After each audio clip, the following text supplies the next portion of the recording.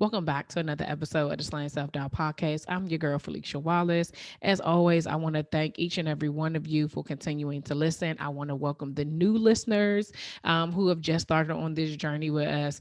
At the end of last week, I told you guys that we hit 18,000 downloads before the end of 2020, and y'all already got me to 19,000 within the first week of 2021. So the goal of reaching 50,000 downloads is, for me at this point, it's attainable. Okay. So if y'all keep that same energy, continue to listen, continue to share and subscribe, rate and review.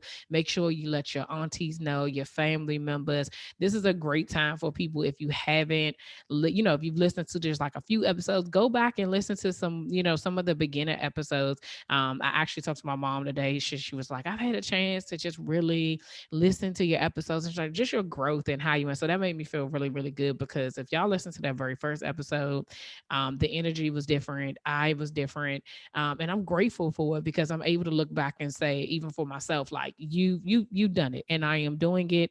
I remember Slaying Self Doubt is a movement to empower women of faith who are struggling to fully walk into their purpose, identify, acknowledge, and accept their doubts and limiting beliefs in order to give birth to their God given purpose. The reason why this resonates with me so very, very well is because I am slaying self doubt. She is me. Okay. This is my journey. This is what it is that you see on a regular basis, whether you're listening to the episodes, listen to the podcast episodes, or you're following me on social media. You will see my growth. You will see that I struggle and I still struggle. Like it's not, one of the biggest things is I've had somebody ask, like, how do you overcome it? And in the beginning, I used to say that, right? I used to say, like, we're here to overcome. And the reality is that you don't. You have self doubt. You have doubts. Like it is about what do you do in spite of those things, right? And so for a very personal thing for me is that I know I've told you all on a countless amount of times that I have been really working on my health.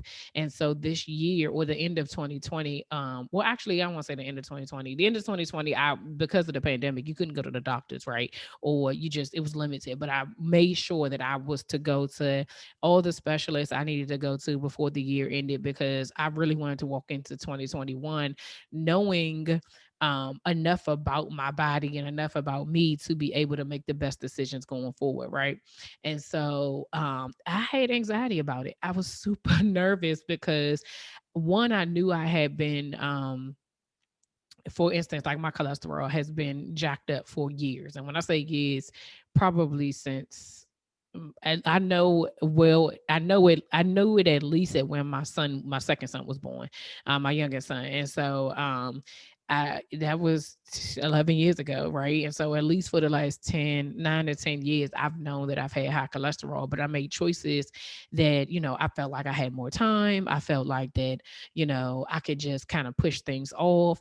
When I did notice certain things, I really wasn't putting myself at the forefront of a lot of stuff because I just felt like, oh, I'm young, whatever. Like that misconception of like you're invincible. And 2020 just really showed me that, like, no, I have to take all these things seriously for a multitude of reasons. One, I want to be here. That's number one. Number two, I want my kids to have their mom and I want my husband to have his wife, right?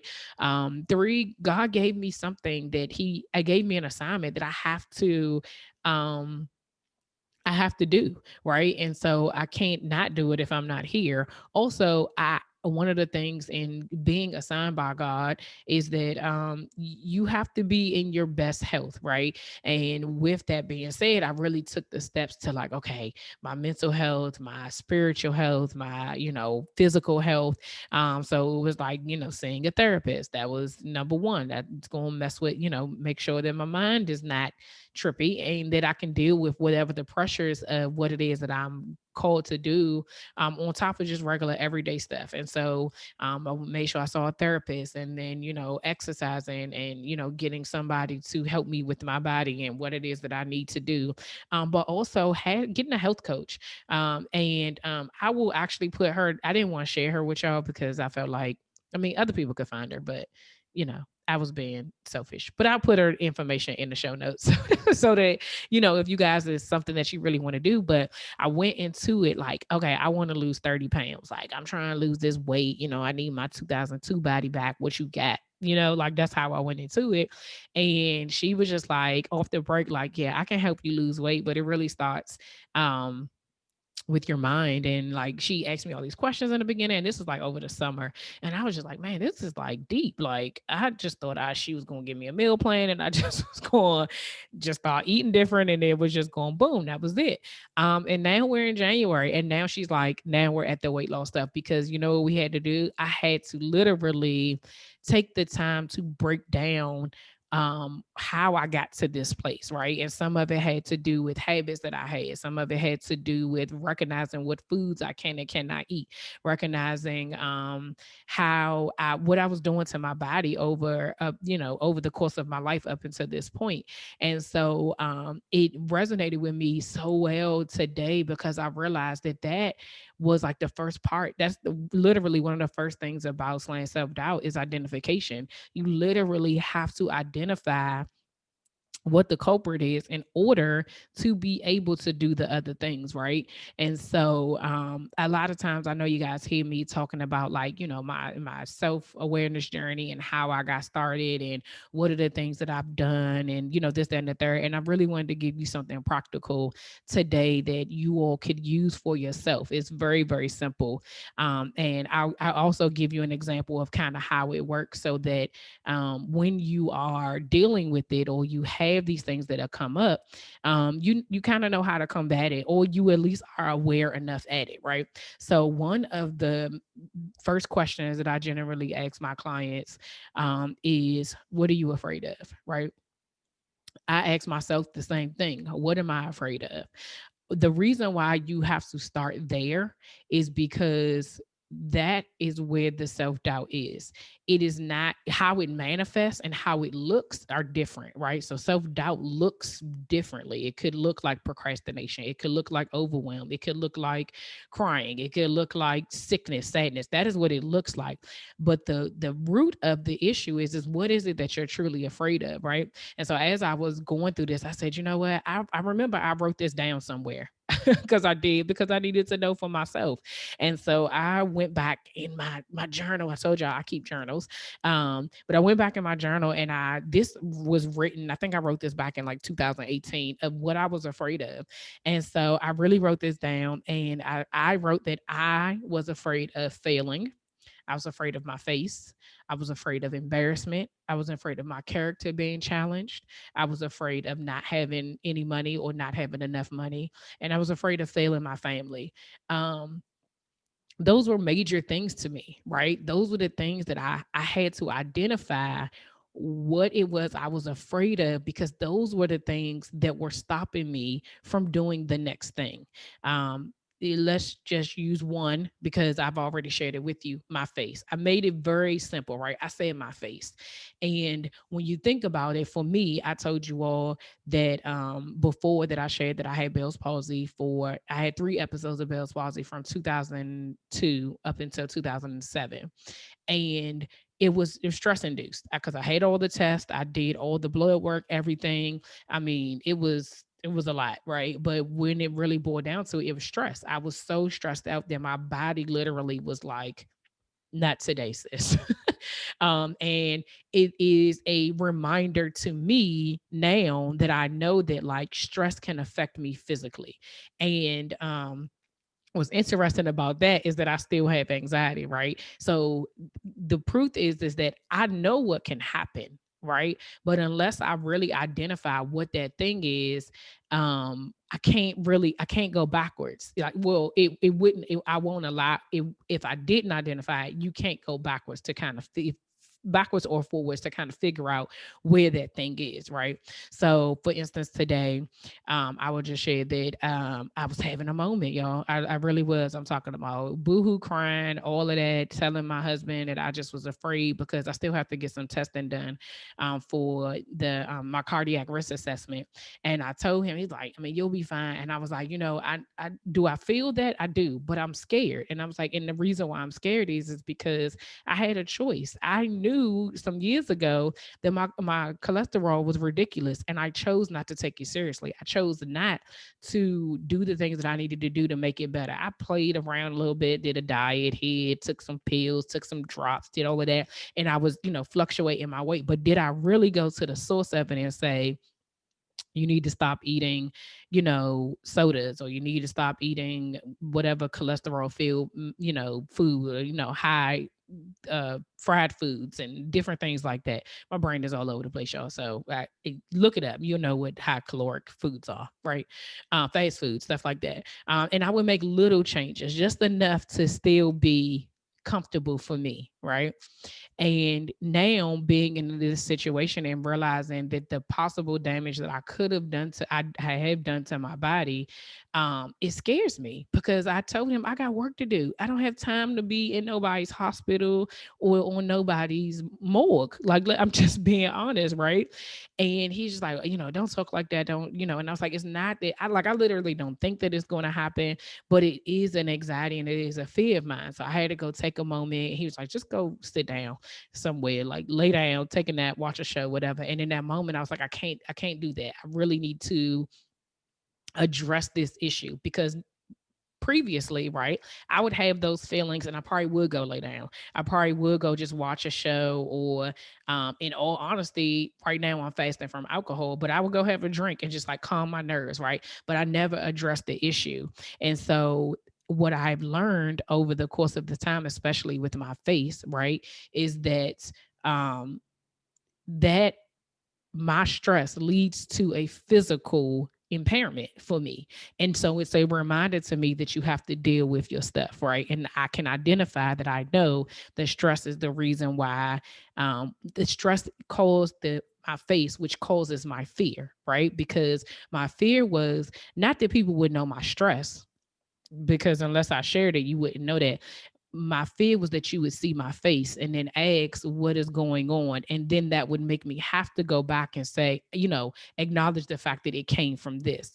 But also that my face, because it was paralyzed or is, because it still currently is, whether people recognize it or not, for me, when I see me, I see how I got there, right? Because I know what I look like before and I know what I look like now. And I know how I got to those places and the things or the incidents or the decisions that led me up into that moment. And so when you have to identify the things that you're afraid of, it is so much work into it. It's not as simple as just breaking this down, right? It ain't just as simple as just writing it down. Like, I'm afraid of my face and boom. No, when I did the work, I had to go backwards. I had to look and I had to see and I had to say, what is it about this thing that is so, what are you so afraid of? Why is this the thing that's stopping you from moving forward? And once I did the work, you all saw me a couple of weeks ago tell you what my biggest insecurity was. That literally was the thing that was stopping me from walking in my purpose. I knew what it was. I acknowledged it because it ain't gonna go away. It's here. I told you the last step is accepting it, and I had to accept it. But before I could do that, I had to identify what was that thing that scared me. And so, what I would ask you to do for yourself, if you really want to kind of start this process, there's two ways. One, you can do it with me. And so you'll have the support of me. If you go to my website, you will see that there is a section for you to either join the waitlist for individual coaching, which will be a limited amount of people, or you can join group coaching, which will allow you to be able to do this journey with other people. I'm not going to swell and tell you that it was not hard because I literally was doing this. I was doing the work by myself because I was the only person that knew that I needed to do this, right? But the benefit of having people who are going through the same thing with you is that you don't feel like you're alone and you feel like you can do it with other people. And it's proof that what you may think your issue is completely different from somebody else's, and sometimes that thing will make you realize that what it is that you're struggling with is manageable and you can do it, right? The other thing is that but if you know, so you can do those and you can get on the wait list, and I would be happy to work with you. And that will definitely be rolling out within the next couple of weeks. But go ahead and put your name so that you will be the first to know that it is ready and you can go ahead and sign up. But in the meantime, you can definitely ask yourself this real question: what are you afraid of? That's literally it. What are you afraid of? And I will tell you the same thing I tell every client. This is not about your mother. This is not about your father, your baby father. It ain't about your auntie, your uncle, your cousin, your sister, your kids, your boss, your coworkers. This is about you. This is your work. This is your journey. And if you do not get honest with yourself about what it is that you are afraid of, I'm gonna be real with you. I can't help you. That is that is facts, because that thing that's at the pit of your stomach that you are afraid to say out loud, you write it down on paper. And I promise you, writing it down on paper, it's not going to destroy you. Getting it off your chest, getting it out of your body, getting it off of you, it's not going to destroy you. You will be okay. I promise you, you will be okay. But what it does is that it releases that energy that you're putting on your shoulders, right? I've told y'all time and time again here that sometimes I'm at the point now I don't necessarily have to write it down. I just have to say it out loud, and I have to be very clear when I say it, that like I am afraid of, you know, I'm afraid of dying. I am afraid of, you know, doing damage to my heart. I'm afraid of not being able to fulfill my purpose. I'm afraid of um, I am afraid of failing. Because you want, and you want fear of failure to some extent, right? Because then that means you really want to do it. But the point is that when you say it out loud and you write it down, it takes the pressure off of you and it's not on you anymore. And so I just really want to encourage y'all to just start there. So if we're talking about how we identify um, what your doubts are and where that first step is really writing down what you are afraid of. And I literally just told you what I was afraid of, what's this, 2021? So what, 3, 4 years ago?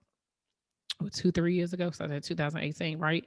So again, I'll tell you so you don't feel like you're by yourself. I was afraid of failing. I was afraid of my face. I was afraid of embarrassment. I was afraid of my character being challenged. I was afraid of not having any money or not making any money. And I was afraid of failing my family. Those are major things, but I didn't die. I'm still right here because I'm telling you about it. 3 years later, I'm telling you that that is what I said, right? And so I'm telling you that just write it down, get it off your system, get it off your chest, and join the wait list so that we can work together and we can do this thing together. Like I'm excited. And so I want you to be excited about your work and what it is that you're going to do. But you got to start somewhere. So y'all know we started with at the end of 2020, ending every episode with the serenity prayer. And I don't know about y'all, but it definitely has been helping me because it's just a reminder continuously, like I tell you, that I'm not in control.